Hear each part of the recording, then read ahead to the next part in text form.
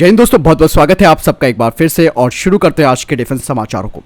यहाँ पर दोस्तों पहली अपडेट की बात करते हैं तो वो आ रही है MQ-9B पीरियड ड्रोन को लेकर, और इस बारे में जनरल एटॉमिक चीफ एग्जीक्यूटिव विवेक लाल ने कहा है कि अब 31 MQ-9B पीरियड ड्रोन में से 21 यानी कि 21 को देश में ही असेंबल किया जाएगा, जिससे कि भारत की डिफेंस मैन्युफैक्चरिंग क्षमताएं मजबूत होंगी। $3.5 बिलियन की ये डील है, जिसके जरिए आप सबको मालूम है कि इंडियन आर्म फोर्सेस की निगरानी और लड़ाकू क्षमताएं बढ़ेंगी।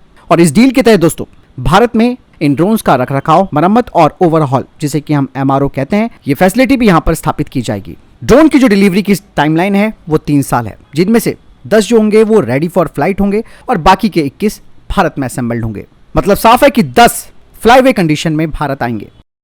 भारत और इजराइल के बीच रक्षा संबंध मजबूत होते जा रहे हैं, इसमें कोई डाउट नहीं है। और अब भारत और इजराइल की कंपनियां, जिसमें कि इजरायली राफेल और भारत की लार्सन एंड टुब्रो ने भारत के जो कॉम्पैक्ट व्हीकल्स हैं उन पर अब ट्रॉफी एक्टिव प्रोटेक्शन सिस्टम लगाने के लिए हाथ मिलाया है। और दोनों ही कंपनियां इस cutting edge trophy active protection system को भारत के कॉम्पैक्ट वाहनों में इंटीग्रेट करेंगी, जिसके लिए एक MOU साइन किया गया है। इजरायली राफेल के द्वारा तैयार की गई ट्रॉफी APS, इसे दुनिया का सबसे एडवांस एक्टिव प्रोटेक्शन सिस्टम कहा जाता है और ये बख्तरबंद वाहनों को आधुनिक खतरों की एक विस्तृत श्रृंखला से बचाता है। और इस ट्रॉफी ने दोस्तों रियल कॉम्बैट सिनेरियोज में, यानी कि वास्तविक युद्ध सिनेरियो में अपनी विश्वसनीयता भी साबित की है। और ये वर्ल्ड लेवल पर एकमात्र एक्टिव प्रोटेक्शन सिस्टम है जो लाइव कॉम्बैट में सिद्ध हुआ है। ये सिस्टम आने वाले खतरों जैसे कि एंटी टैंक गाइडेड मिसाइल्स यानी कि ATGM, RPG और यहाँ तक कि छोटे अनमैन एरियल सिस्टम का पता लगाने के लिए रडार सेंसर के नेटवर्क का इस्तेमाल करता है। और जब एक बार ये खतरा पहचान देता है तो ट्रॉफी फिर दोस्तों काउंटर मेजर के तौर पर, यानी कि जवाबी कार्रवाई के तौर पर एक स्मॉल यानी कि छोटा एक्सप्लोजिव प्रोजेक्टाइल को डिप्लॉय करती है, जो कि आने वाले मिड फ्लाइट म्यूनिशन को बीच उड़ान में रोकता है और उसे खत्म कर देता है, जिससे कि वाहन और उसके चालक दल सुरक्षित रहते हैं। और ये सिस्टम अब काउंटर अनमैन एरियल सिस्टम क्षमताओं के साथ आता है। और ट्रॉफी के इंटीग्रेशन से भारत के जो आर्मर्ड व्हीकल्स हैं उनकी सुरक्षा और पुख्ता हो जाएगी। और इस APS को दोस्तों Arjun MK2 main battle tank, इसके अलावा K9 वज्र, BMP-2 इन सभी बख्तरबंद वाहनों पर लगाया जाएगा। और मेक इन इंडिया इनिशिएटिव के तहत इसे भारत में ही तैयार किया जाएगा। और इसे एकीकृत करने के लिए यानी कि इंटीग्रेट करने के लिए दोनों ही कंपनियां मिलकर काम करेंगी। वहीं AMC के लिए हाई पावर इंजन को लेकर एक बड़ी बात सामने आई है।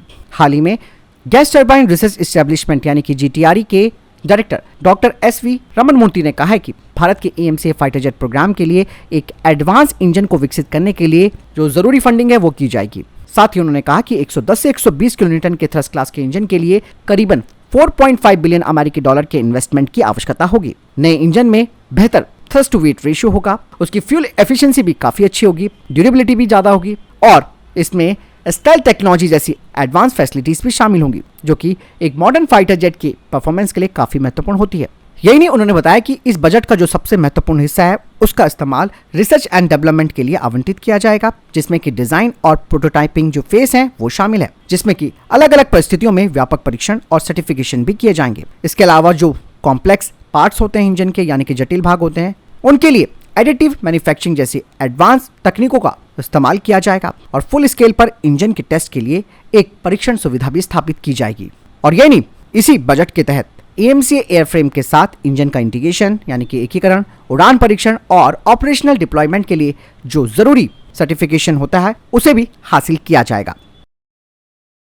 अमेरिकी F404 इंजनों की डिलीवरी की वजह से, जैसे कि हमारा तेजस मार्क 1 प्रोग्राम देरी से चल रहा है, ऐसे में दोस्तों अब HAL के कुछ सीनियर अधिकारियों ने कहा है कि फिलहाल तो HAL के पास कोई ऐसा प्लान नहीं है कि इस इंजन के बदले किसी और इंजन को तेजस फाइटर जेट में लगाया जा सके। मतलब साफ है कि कोई अल्टरनेटिव ऑप्शन उनके पास नहीं है, जिसमें कि कहा जा रहा था कि HAL को जो दूसरे ऑप्शन है जैसे कि EJ200 और सफरन का M88 इंजन है उसे पुराने तेजस एयरफ्रेम में लगाकर टेस्ट करना चाहिए।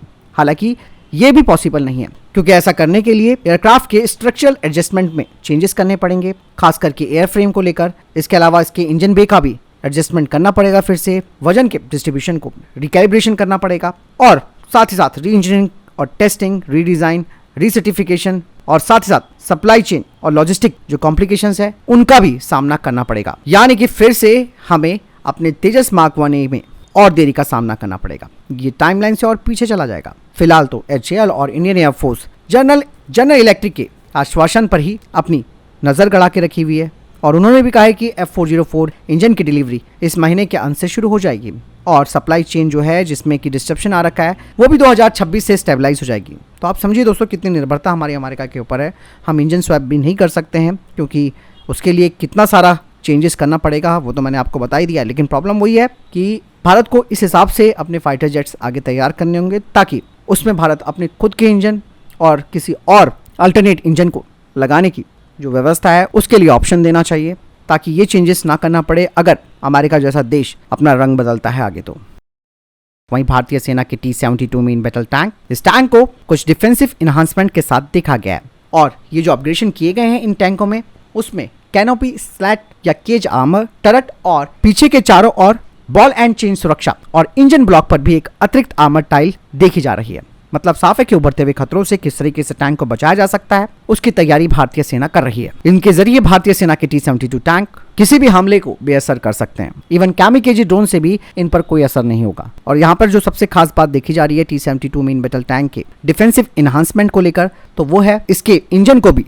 सुरक्षित रखना, जो कि बहुत ही इंपॉर्टेंट हिस्सा माना जाता है टैंक का और अमूमन ये बाकी के हिस्सों से काफी ज्यादा कमजोर होता है। और ऐसे में T-72 के पीछे इंजन ब्लॉक पर अतिरिक्त आर्मर टाइलें देखी जा सकती हैं जो कि अब T-72 की सर्वाइबिलिटी को बढ़ाएंगे। हालांकि इस तरीके से टैंक का वजन थोड़ा बढ़ सकता है और जिससे कि इनकी जो गतिशीलता है और फ्यूल एफिशिएंसी है वो भी प्रभावित हो सकती है।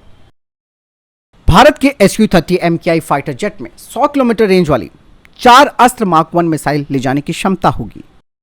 वहीं दूसरी तरफ बोइंग की कंपनी लिक्विड रोबोटिक्स ने ऑटोनॉमस सरफेस वेसल यानी कि ASVK को डेवलपमेंट के लिए भारत की सागर डिफेंस इंजीनियरिंग के साथ हाथ मिलाया है।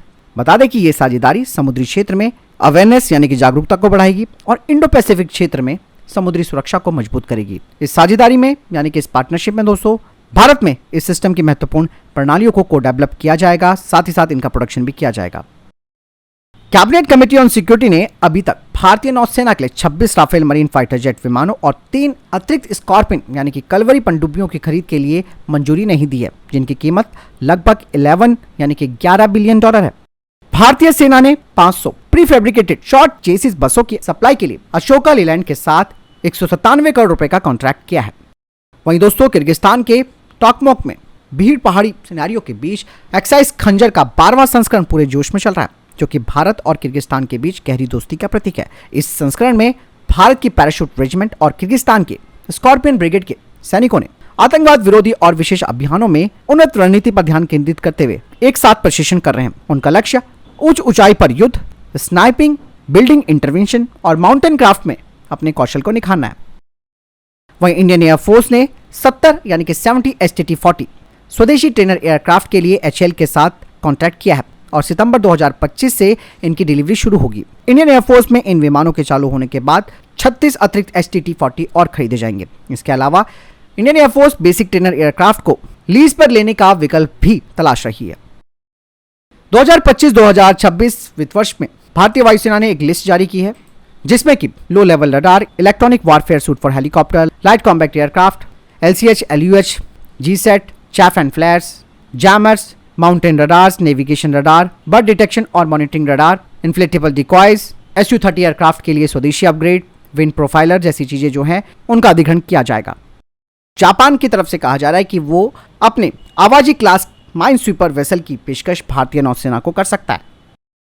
वहीं रक्षा मंत्री राजनाथ सिंह ने नीदरलैंड के अपने काउंटर पार्ट के साथ कई बातें की हैं, जिसमें कि उन्होंने कहा कि डच कंपनी को किसी भी तरीके का कोई हथियार और टेक्नोलॉजी पाकिस्तान को नहीं देनी है, क्योंकि पाकिस्तान का इतिहास रहा है किस तरीके से वो टेरर को बढ़ा रहा है और इसके अलावा आपकी टेक्नोलॉजी भी वहां सेफ नहीं रहेगी।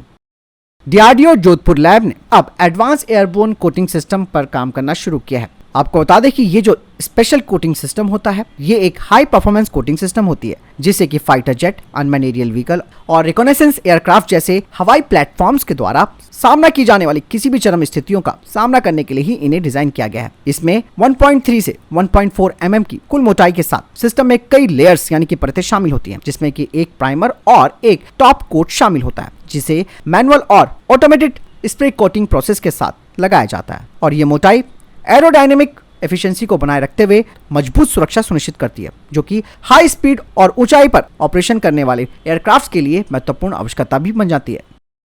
फिलहाल तभी तक टॉप डिफेंस अपडेट वीडियो के सामने कोई प्रश्न जवाब या आपको कोई सवाल कमेंट सेक्शन में लिखकर जरूर पूछ सकते हैं। वीडियो को लाइक और शेयर जरूर कीजिएगा। जय हिंद, वंदे मातरम।